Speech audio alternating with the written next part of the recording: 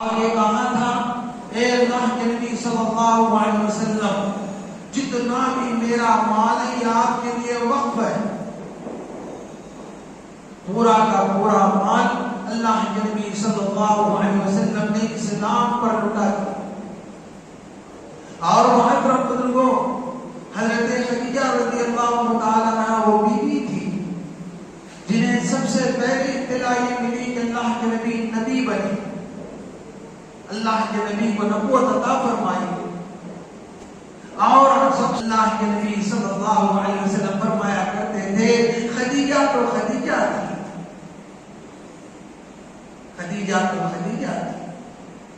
اور اس کے بعد محترم بزرگوں اللہ کے نبی صلی اللہ علیہ وسلم اسی اثناء میں طائف کا سفر کر کے آئے تھے. طائف والوں نے کرام نہیں کیا اللہ کے نبی صلی اللہ علیہ وسلم کا. اللہ کے نبی صلی اللہ علیہ وسلم کو مارا گیا. 9 میل تک اللہ کے نبی صلی اللہ علیہ وسلم کو مارا گیا. 9 کلومیٹر تک اللہ کے نبی کو مارا گیا. تالیاں پیٹی گئی اور جو ہے 5 لڑکوں کو اللہ کے نبی کے پیچھے لگایا گیا.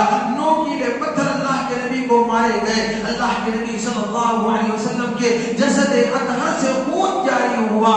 لیکن محترم بزرگوں اللہ تبارک و تعالیٰ نے نبی کے خون کو زمین پہ گرنے نہیں دیا. اگر نبی کا خون جو ہے زمین پر گر جاتا ہے تو اللہ کی طرف سے عذاب آتا ہے. اللہ کے نبی صلی اللہ علیہ وسلم کی دونوں جوتیاں مبارک خون میں رنگین ہو گئی. وہ ایک صدمہ اللہ کے نبی پر ابو طالب کا انتقال ہو گیا جو اللہ کے نبی صلی اللہ علیہ وسلم کے لیے ڈھال تھے. محترم بزرگوں یہ تمام صدمے اللہ کے نبی صلی اللہ علیہ وسلم کے سامنے تھے. اللہ کے نبی برداشت کر رہے تھے. اللہ تبارک و تعالیٰ نے اس وقت میں معراج عطا فرمائی. اللہ کے نبی صلی اللہ علیہ وسلم حتیم میں آرام فرما رہے تھے. خانہ کعبہ کے حی علی الصلاۃ کی طرف جو ہے حتیم کا ایک دائرہ ہے, اس کے اندر اللہ کے نبی صلی اللہ علیہ وسلم آرام فرما رہے تھے. حضرت جبرائیل علیہ السلام آئے. سب سے پہلے ہم جو ہے آیت کریمہ کا ترجمہ کریں گے, اس کے بعد پھر ہمارے سمجھ میں آئے گا کہ اللہ کے نبی کو معراج کیسے عطا ہوا. سبحان الذی اسری بعبدہ لیلا من المسجد الحرام. برکت ہے وہ ذات, پاک ہے وہ ذات جس نے اللہ کے نبی صلی اللہ علیہ وسلم کو معراج پر لے گئے. اللہ کے نبی خود بخود نہیں گئے. اگر اللہ کے نبی خود بخود جاتے تو رکاوٹیں آتی. اللہ کے نبی کو معراج فرمائی گئی, معراج کے لیے بلایا گیا, معراج کے لیے لے جایا گیا. بابرکت ہے وہ ذات جس نے مسجد حرام سے بیت المقدس تک یہ پہنچا. سبحان الذی اسری بعبدہ لیلا من المسجد الحرام الى المسجد الاقصى الذي باركنا حوله لنريه من آياتنا انه هو السميع البصير. اللہ نے میرے اور آپ کے آقا محمد رسول اللہ صلی اللہ علیہ وسلم کو خانہ کعبہ سے مسجد حرام سے بیت المقدس پہنچایا. اور بیت المقدس کے جانے کے اندر بہت سارے واقعات اللہ کے نبی کو بتائے گئے, برکتیں بتائی گئی اور واقعات بتائے گئے.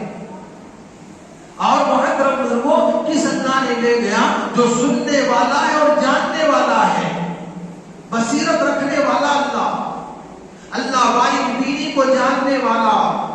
یہاں تک کہ فرمایا جتنی بھی مخلوقات ہیں 18,000 مخلوقات, ان تمام مخلوقات کے دل کے اندر ہر وقت میں کیا چل رہا ہے سب کے سب ایک ساتھ اللہ جانتے ہیں. سب کے دل میں کیا چل رہا ہے اللہ ایک وقت میں ہر ایک کی خبر رکھتے ہیں. وہ ذات ہے جس نے اللہ کے نبی صلی اللہ علیہ وسلم کو حرم سے لے گئے. تو محترم بزرگوں اللہ کے نبی صلی اللہ علیہ وسلم حتیم میں آرام فرما رہے تھے. حضرت جبرائیل علیہ السلام آئے. آنے کے بعد اللہ کے نبی کو کیسے جگایا جائے؟ ٹھیک ہے میں اور آپ ایک دوسرے کو اٹھائیں گے تو پیر دبا کے اٹھائیں گے یا نام لے کے اٹھائیں گے، دھکا دیں گے؟ وہ تو آخر الزمان محمد مصطفیٰ صلی اللہ علیہ وسلم ہیں، جن کے لیے اللہ تبارک و تعالیٰ نے آسمان بنایا، زمین بنایا، لیل و نہار بنایا، حجر اور شجر کو بنایا، یہ تمام دنیا کے نظام کو اللہ نے اللہ کے نبی کے لیے بنایا، اور اللہ نے 1,24,000 نبیوں کو اللہ نے اللہ کے نبی کی ایڈورٹائز کے لیے بھیجا کہ جاؤ بتاؤ میرے نبی آنے والے، میرے حبیب آنے والے ہیں صلی اللہ علیہ وسلم، آپ انہیں کیسا اٹھایا جائے؟ حضرت جبرائیل علیہ السلام نے اپنا پر مبارک اللہ کے نبی صلی اللہ علیہ وسلم کے تلوے پر جو ہے لگایا، اللہ کے نبی صلی اللہ علیہ وسلم بیدار، پھر اللہ کے نبی صلی اللہ علیہ وسلم فرماتے ہیں میرے سینے کو چاک کیا گیا، سینے کو پھاڑا گیا، چاک کیا گیا، اور دل کو نکالا گیا، دل کو دھویا گیا، اور ایک روایت میں بات لکھتی ہے کہ پیٹ کو بھی دھویا گیا زمزم کے پانی سے، اس کے بعد پھر جو ہے دل کے اندر انوار الہی کو بھر دیا گیا، حکمت الہی کو بھر دیا گیا، پھر جو ہے جیسے ویسا رکھ دیا گیا، پھر اللہ کے نبی صلی اللہ علیہ وسلم کے سامنے ایک سواری لائی گئی، اور کہا جاتا ہے وہ سواری جو ہے براق تھی۔ محترم بزرگوں، اللہ کے نبی صلی اللہ علیہ وسلم نے حضرت جبرائیل نے اللہ کے نبی صلی اللہ علیہ وسلم کے دست مبارک کو پکڑا اور فرمایا اے اللہ کے نبی صلی اللہ علیہ وسلم، اللہ آپ کو معراج پر بلاتے ہیں، اللہ آپ کو معراج کرانا چاہتے ہیں، اللہ آپ کو ساتوں آسمانوں کی سیر کرانا چاہتے ہیں۔ محترم بزرگوں، اللہ کے نبی صلی اللہ علیہ وسلم کے دست مبارک کو پکڑا اور جو ہے براق کے قریب لے گئے، براق شیخی کرنے لگا، غرور کرنے لگا، میں تو بڑی سواری ہوں۔ حضرت جبرائیل علیہ السلام نے فرمایا براق تو اپنی خوش قسمتی پر ناز کر کہ آج تجھ پر آخر الزمان محمد مصطفیٰ صلی اللہ علیہ وسلم سوار ہونے والے ہیں، تو یہ مت سمجھ کہ تو بڑی تیز رفتار سواری ہے، بلکہ تو اپنے آپ پر فخر کر کہ اللہ کے نبی تیرے اوپر سوار ہونے والے ہیں۔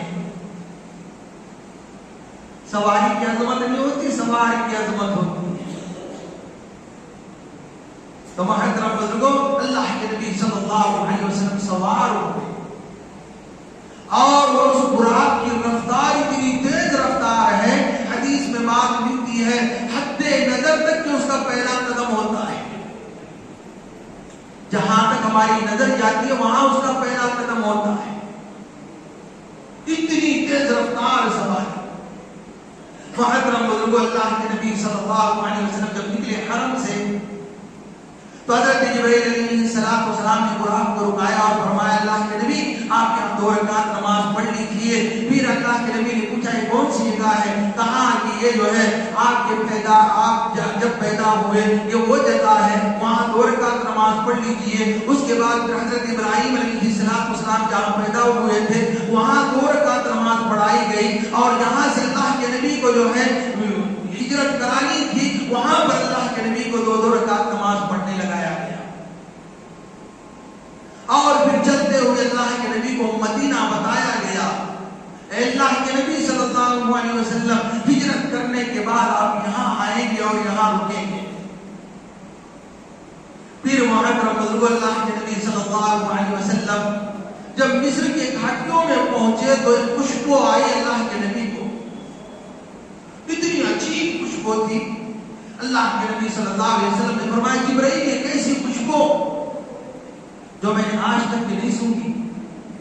حضرت جبرائیل علیہ السلام فرمانے لگے اے اللہ کے نبی صلی اللہ علیہ وسلم فرعون کی باندی اس گھاٹی کے اندر دفن ہے، اس کے قبر سے یہ خوشبو آتی ہے۔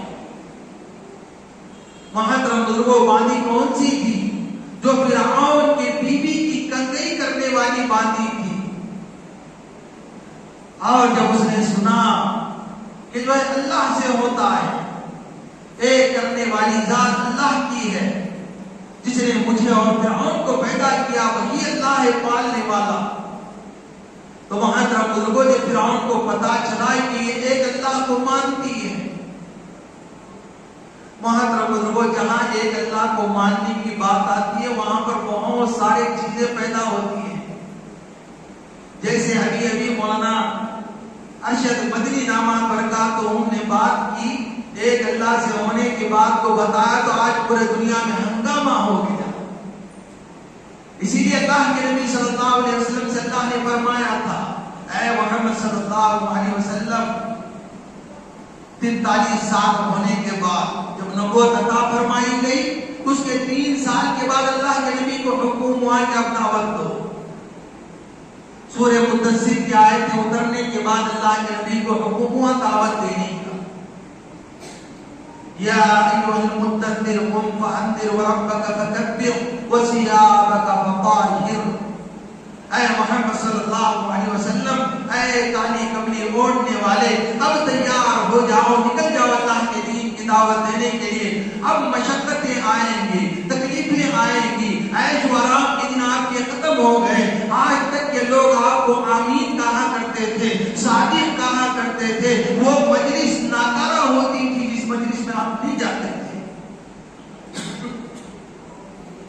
وہ مجلس ناکارہ ہوتی جس مجلس میں آپ نہیں جاتے تھے، اور وہ مجلس ادھوری مانی جاتی تھی جس میں آپ نہیں جاتے تھے، اور وہ مجلس مکمل مانی جاتی تھی جس کے اندر اللہ کے نبی پہنچتے تھے۔ تو وہاں طرف بزرگ اللہ نے فرمایا آرام کے دن آپ کے ختم ہو گئے، چین سکون کے دن ختم ہو گئے۔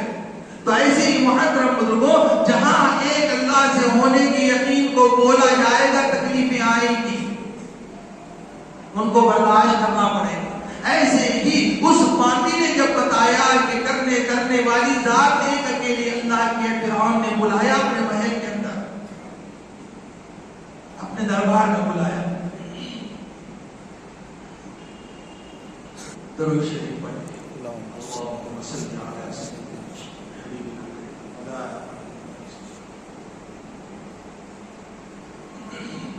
تو فرعون نے اس باندی کو اپنے دربار میں بلایا، اور بلانے کے بعد یہ کہا کہ میں تو انا ربکم الاعلی ہوں، میں تمہارے سب کا پالنے والا ہوں، اور تم کس کی پوجا کرتی ہے؟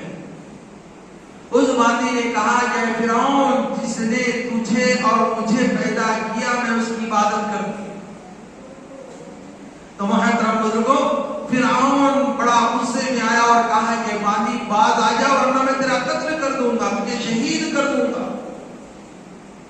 باندی نے کہا کہ فرعون جو چاہے کر لو، اب میں ایمان سے پھرنے والی نہیں، اور میرے دل کے اندر سے نہیں نکلے گا۔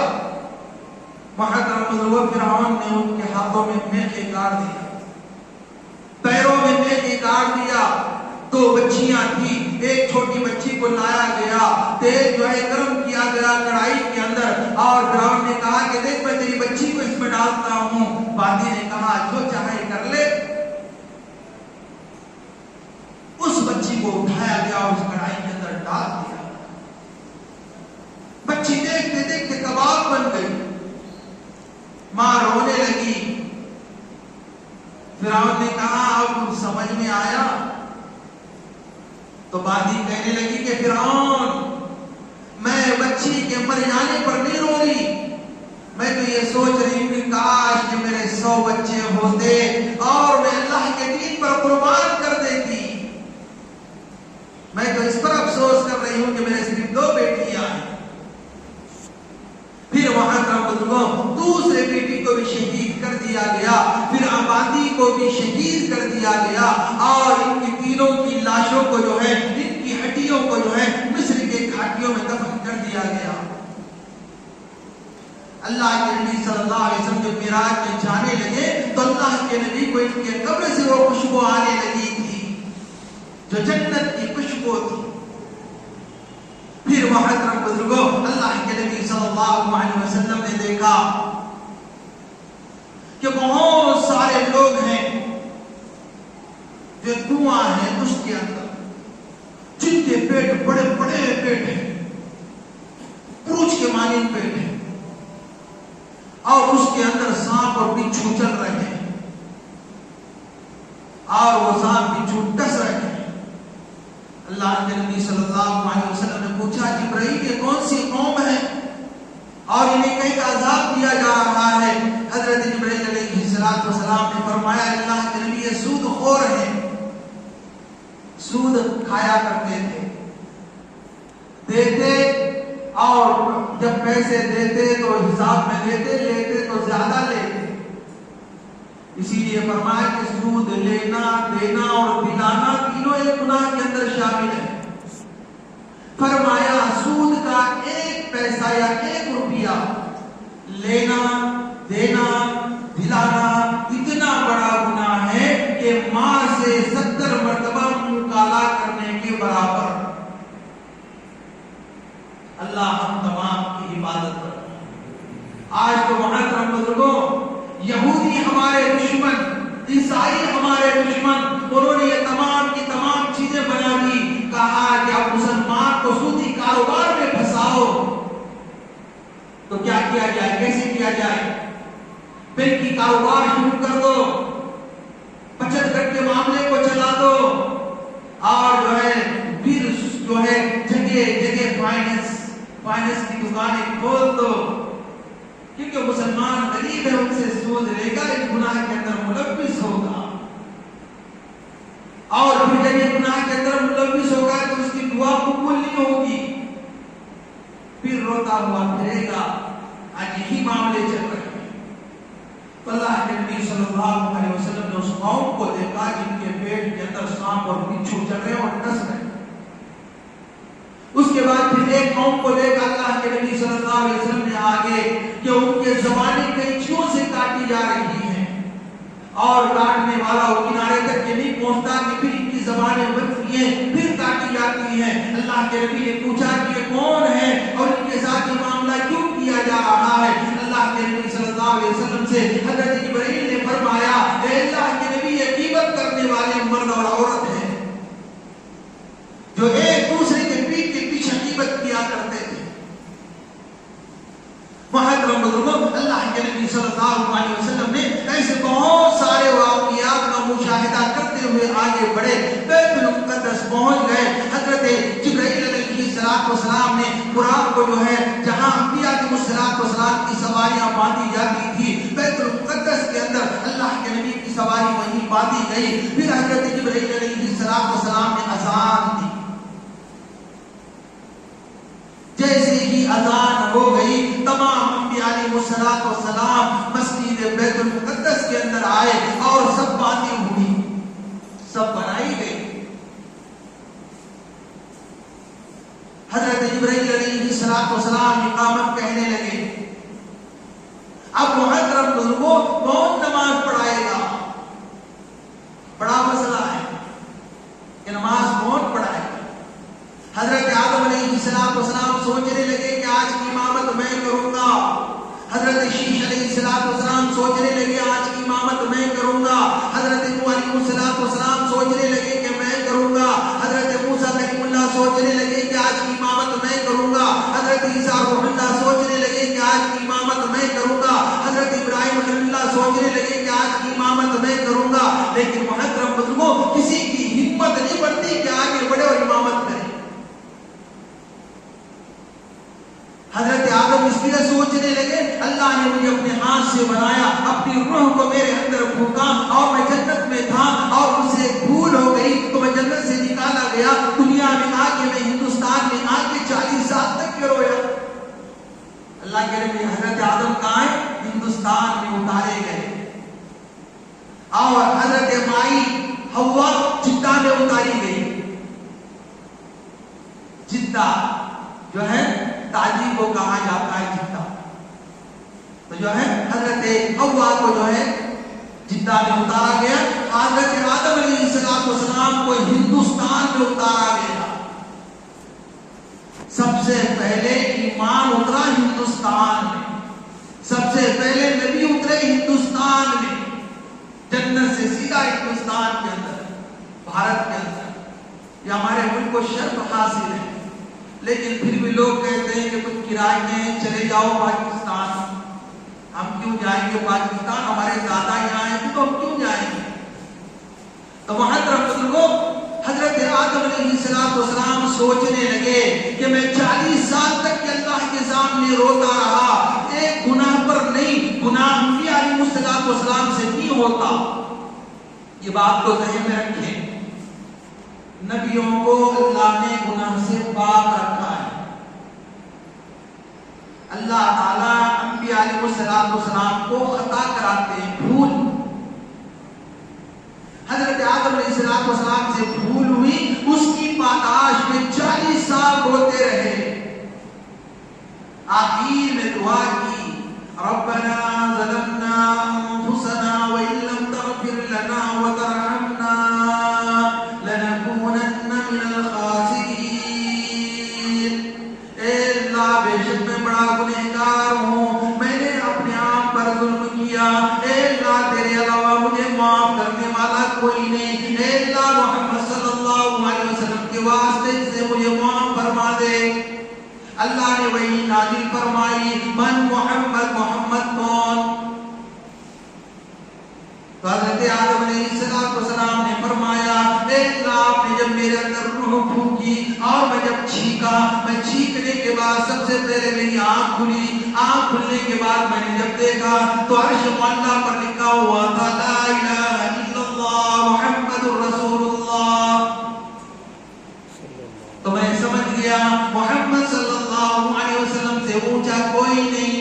بعد قصہ مختصر، اللہ کے بعد اگر کسی کا نمبر ہے تو محمد مصطفیٰ صلی اللہ علیہ وسلم کا نمبر ہے. اور حضرت آدم علیہ السلام فرمانے لگے، اے اللہ، جب میں جنت میں ٹہلنے لگا تو ہر دروازے پر لکھا ہوا تھا اللہ محمد، لا الہ الا اللہ محمد رسول اللہ. اور میں جب جنت کے درختوں کے قریب گیا، وہاں کے پتوں پہ میں نے دیکھا لا الہ الا اللہ محمد رسول اللہ لکھا ہوا تھا. تو اے اللہ، میں سمجھ گیا محمد صلی اللہ علیہ وسلم سے اونچی شخصیت کوئی نہیں. اس لیے اے اللہ، میں محمد صلی اللہ علیہ وسلم کے واسطے سے اپنی بھول کی مغفرت چاہتا ہوں. تو حضرت آدم علیہ السلام سوچنے لگے، میں جنت میں رہا، جنت سے نکالا گیا، دنیا میں آیا، 40 سال تک یہ روتا رہا، اور میں سب سے پہلا نبی ہوں، ہو سکتا ہے آج کی امامت میں کروں گا. حضرت نوح علیہ السلام سوچنے لگے، میں 950 سال تک اللہ کے دین کے خاطر مار کا کھاتا رہا، پیٹا جاتا رہا، ہو سکتا ہے آج کی امامت میں کروں. جاگنے کے ٹینشن میں فجر چلے جائے. تمام قبل کی توفیق عطا فرمائے. وآخر دعوانا الحمدللہ رب العالمین. سبحان اللہ و بحمدہ، سبحانک اللہم و بحمدک، ونشہد ان لا الہ الا انت، نستغفرک و نتوب الیک. سبحان ربک رب العزة عما یصفون، وسلام علی